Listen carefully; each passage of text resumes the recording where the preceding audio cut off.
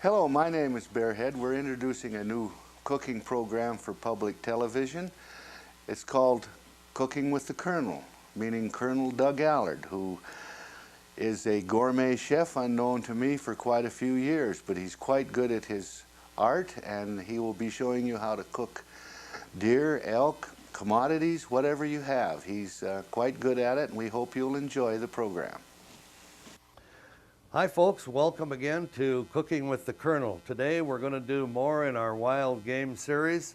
I'm going to cook two things for you today. We're going to do deer liver and deer heart. And they're not complicated recipes, but they are the way I like it and the way a lot of people like deer and elk heart. And I'll tell you something about deer and elk heart and liver, which we're going to cook today. A lot of people just throw them away when they get the animal out in the woods, out in the mountains, wherever they get it. And I'll tell you, if you throw it away, you're missing some really good eating, because deer and elk heart and liver are some of the best eating that there is. In my opinion, deer liver is far superior to beef liver, calf liver, pork liver, or anything else. Today we're going to do, first we're going to do the pan-fried deer liver, which is a simple recipe, but a lot of people don't like liver because they haven't had it when it was cooked right. Our ingredients today are going to be a couple of pounds of deer or elk liver. Today we're using the liver of a nice little whitetail buck that my hunting companion Bearhead shot about a week and a half ago, and we're using the liver and the heart out of that today. But you can use elk liver. Any kind of wild animal liver is good for this recipe. We're going to use 6 slices of bacon, which I'm going to toss in the frying pan right now, because we're going to use the grease from the bacon to saute the onions and to ultimately cook the deer liver in. And if we don't get quite enough grease out of the bacon, then we'll add a little oil to it. But the combination of the bacon grease, the bacon itself, and the onions give liver some of the best flavor that I've ever found. I've tried garlic and a lot of other things, but I prefer it simple, just like this. So we have a medium onion in here sliced, which I'm going to put in there as soon as we get the bacon grease cooked. I'm going to take my liver,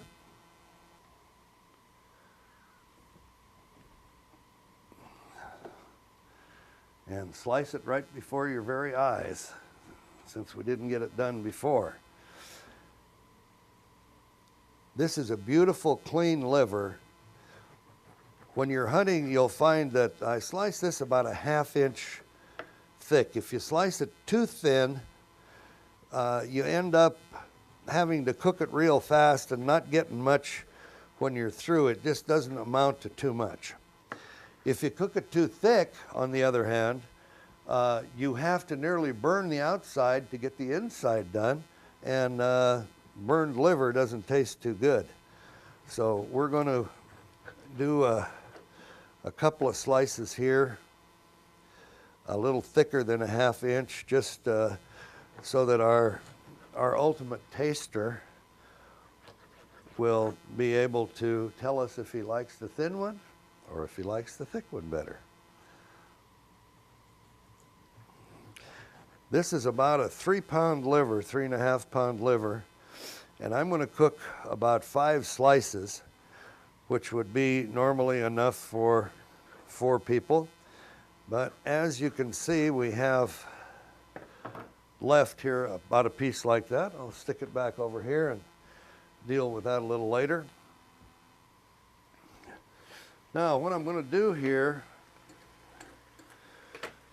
is salt and pepper the flour. I have a 1/2 cup of flour, or a little more, in here. I'm going to salt and pepper the flour, which seems to me to be easier than salting each and every one of the pieces of liver.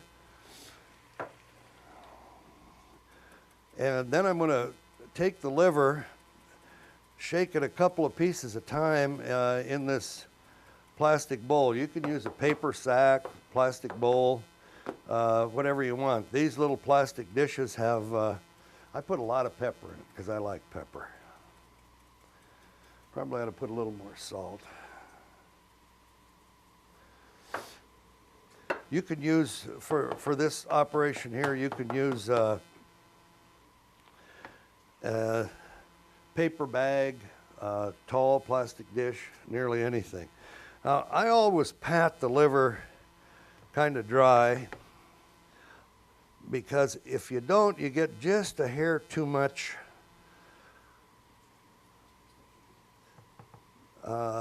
flouring on it. So I pat it kind of dry and we go from there. Okay, I gotta check my bacon over here, which is doing pretty good.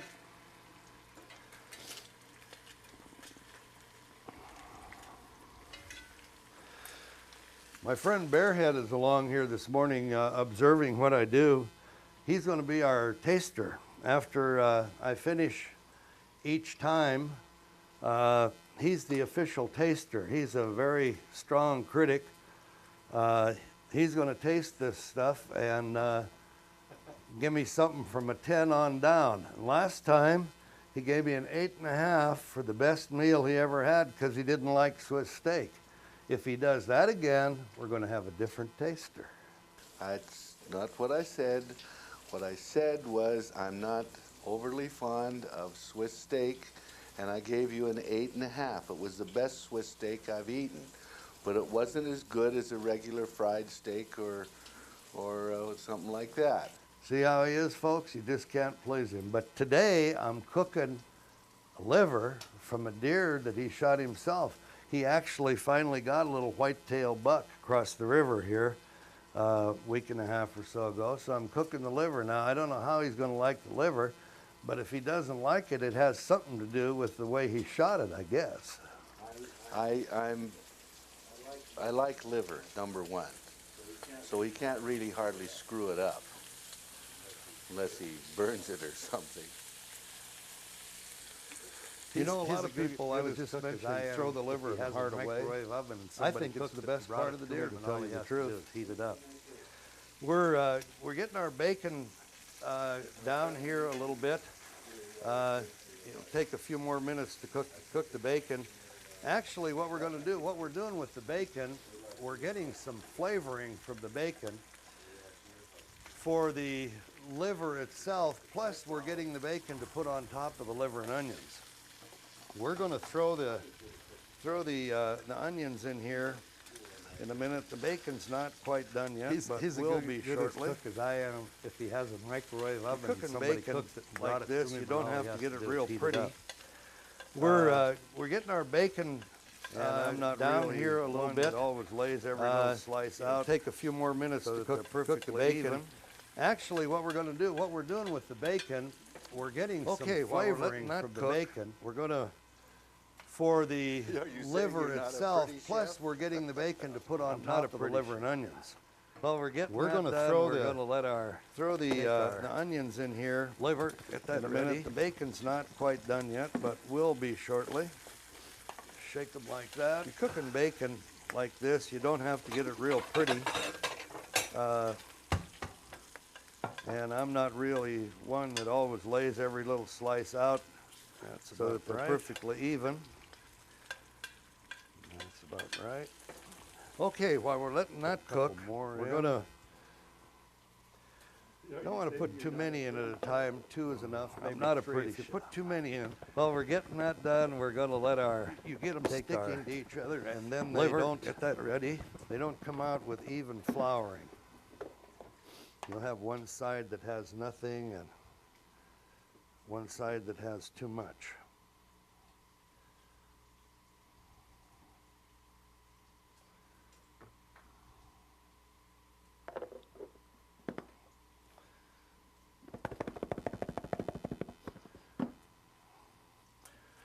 Check our bacon again here now. Getting close.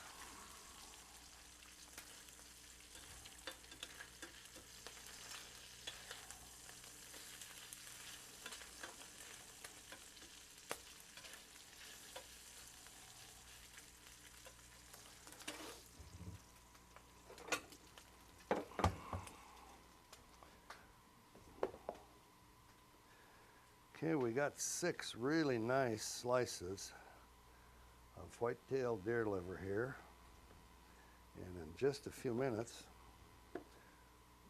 we're going to see how they come out.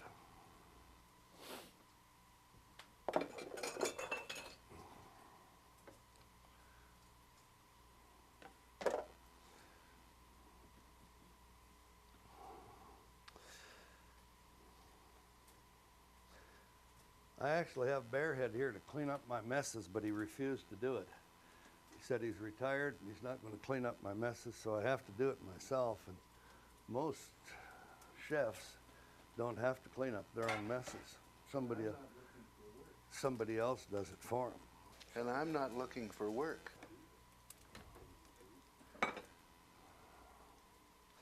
Okay, we got our bacon here done enough. We're going to put that on a separate plate, take it out of there. And real quick, before we start burning the grease, we're going to toss our onions in there.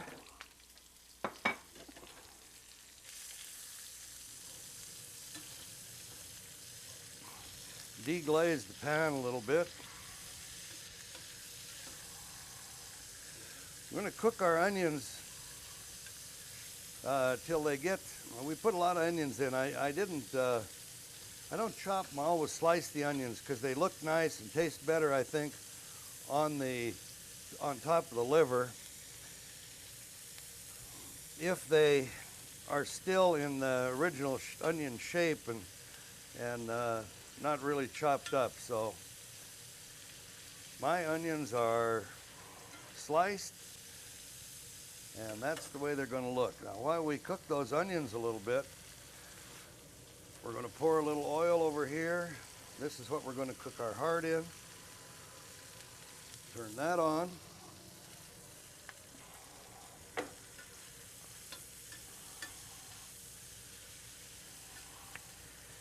We'll be doing a couple of things here at once. We're going to get our heart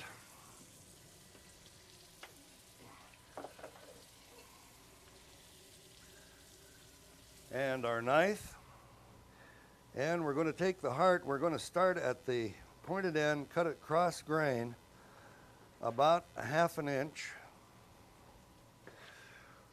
We have more than enough in this one heart to fill the pan, so we're only going to do about the same amount as we did with the liver. Probably about, let's see, we'll do one more piece. Now, at the other end of the heart, you have some valves which have to be trimmed out when you actually get down to cook that part.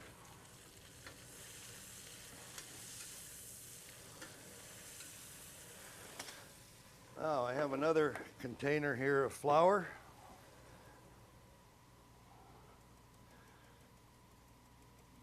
Put a little salt and pepper in this one.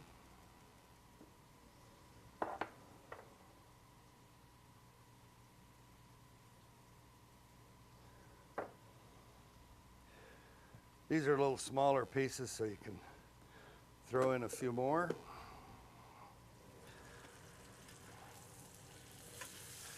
Oh, those onions are just getting to look good and smell good right now.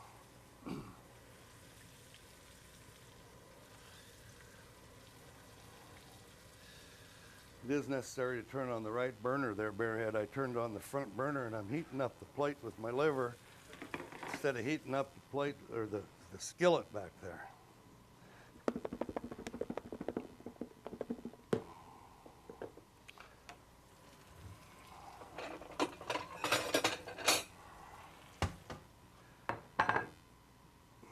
And that's how the heart comes out of the flour and salt and pepper mixture.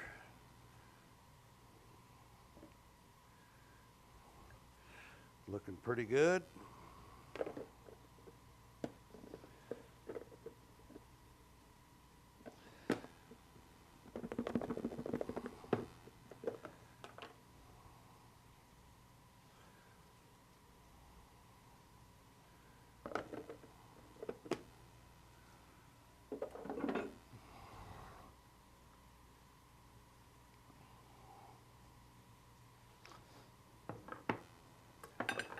I'm usually not this neat, but since the television crew and Bearhead's sitting here watching me, I have to put on some semblance of order. Okay, now our onions have just turned a nice yellowish shade. So what I do here, we're a little short on bacon grease there, so I'm going to add just a little bit of oil.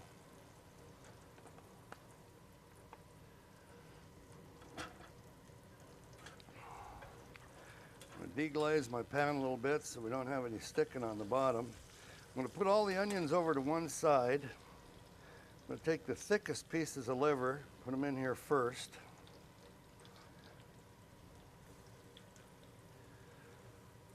I got this about on medium high. I'll put all the liver here. I moved the onions over there. Then I'm going to move the onions over here on top of the liver. Put the rest of the liver down there. Now, as we get to cooking here, what we'll do is move the onions from place to place and move the liver so that the onions and the liver are going to combine. And we got our heart in this pan over here, which I don't put any onions in the heart because the onions in the heart really doesn't add to it, and you should only put things in when you're cooking that add to it. And although the liver and bacon add a great deal to the liver, they add nothing to the heart. Well, what do you think, Bearhead? Are we progressing in the right direction? Well, I'm waiting to see. You haven't made any mistakes yet. Be my critic there. If he was as good a hunting partner as he is a critic. I'd like to add that had it not been for me, we would be cooking canned tuna this morning. Bearhead did get this deer, I have to say. One shot, 300 yards, dead run, right in the ear. 60 feet out of the window of the pickup truck. As your liver is cooking here, folks, if you just take your spatula and kind of run under it every now and then, it won't stick on you. And if you have a good pan and enough oil, enough bacon grease, it won't stick anyway. And I'm doing the same thing over here with my heart. We're cooking them both at the same time. The onions now are just sitting basically on top of the liver right here. Our bacon is sitting over here waiting to go on it. And what we have to do now is just take some time while this cooks. It's about 5 to 8 minutes on each side, depending on how thick you cut your liver, how big your pan is, how hot you want to put your stove.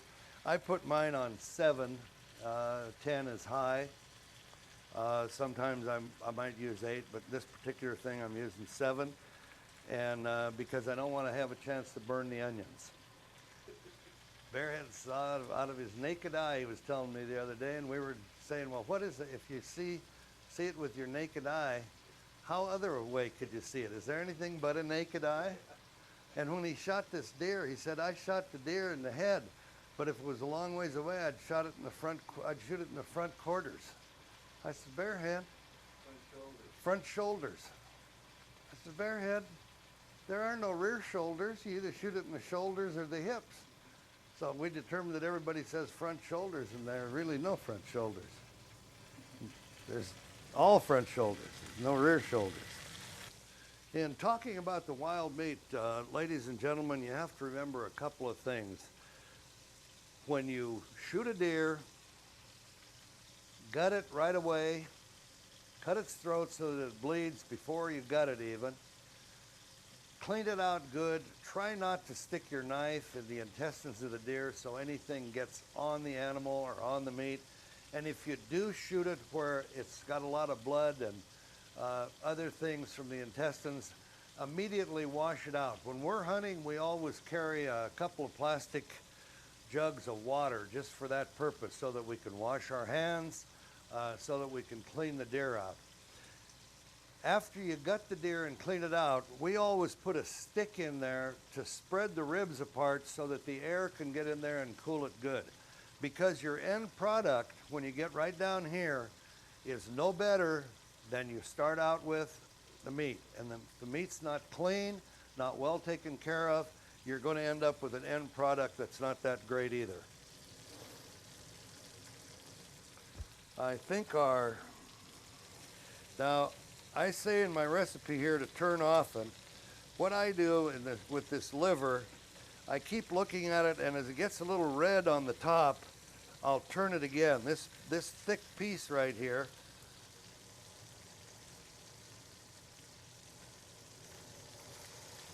needs turning a couple of times. The thinner ones were just right, but the thick one needs turning a couple times. My heart over here is looking real good too. As you're cooking heart or liver, when you see the little blood juices start coming out of the liver on the top, that means that you probably should turn it over at that time. I do.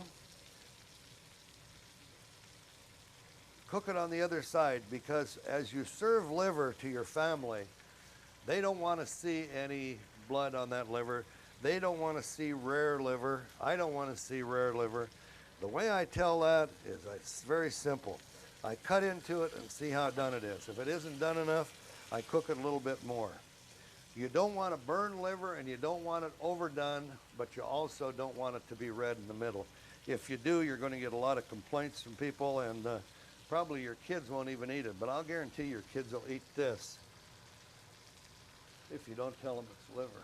Tell them it's something else, just got a lot of onions and bacon on it. Heart and liver is better the hour right after you kill it, it's better. In my opinion, it deteriorates a little bit after that, but what we do, if we're not going to eat it the day we kill it, we immediately flash freeze it in the freezer right away before night settles on it, and use it within a couple of weeks, and it still tastes fresh. But unlike the deer itself, which you do need to age for a week or so, in my opinion, to make the meat real good, the heart and liver are best just fresh. In fact, my dad and Leo David and Ed Sias used to hunt years ago. They'd stop, they'd take a frying pan in their saddlebag, and if they shot a deer or an elk in the middle of the day, they had a frying pan and some lard in there, and we had heart and liver, salt and pepper and frying pan and lard. They carried with them all the time. So that's when it's best.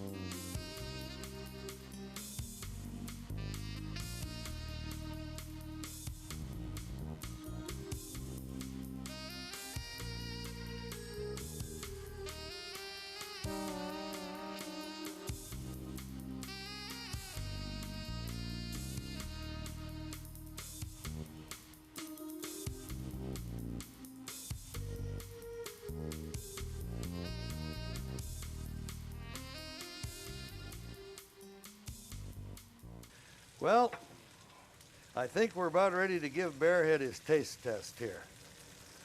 Give him a couple of pieces of liver here. I got a couple of those that toss on a piece of bacon on top of there. See if I can find him a baked potato over here. Gets no gravy. He just gets liver and a baked potato. That's it today. If he would have given me a 10 last time on my Swiss steak, he would have had vegetables, salad, and everything. He didn't do that, so today it's deer liver and a piece of deer heart and a plain old, take a cold baked potato and wait. So Bearhead, Do I have tools? Is there something to eat? Is there butter to put on the potato? We might arrange that, but right now I want you to give that a try. And we want to hear what you have to say about it. Well, first I'm going to try the liver and the bacon and the onions. Perfect, perfect, Douglas, so far. Perfect.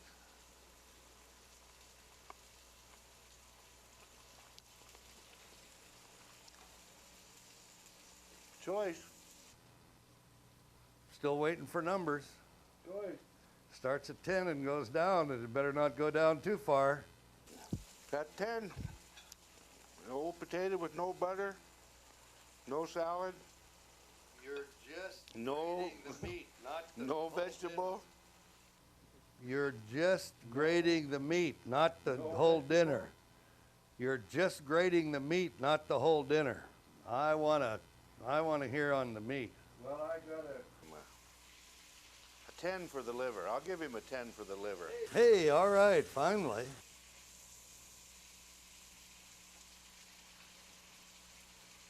Heart. But it does have some wild game flavor, huh? Yeah, but I think I noticed that when I sliced it. I think that's the buck. See, this buck that we shot, We that Bearhead shot, was a nice big whitetail, probably weighed about 160, 180 pounds. He was kind of thick in the neck, he was in the rut, and the meat had no gamey flavor at all, nor did the liver. But as I sliced the heart, I noticed a little gamey flavor in there, and it's going to be there. There's no getting it out. But if I had known that in advance, what I would have done to get rid of that gamey taste in the heart is soak it in some salt water overnight before I fried it. That kind of coagulates the blood in there and pulls out some of the blood, which is what you get the gamey flavor from. Well, Bearhead, I'm happy that I got at least a 10 on the liver and 9 on the heart. a 9 on the heart. That's better than to get an 8.5 on the best Swiss steak you ever ate in your life. So that should do it today. Thank you very much, ladies and gentlemen, for watching.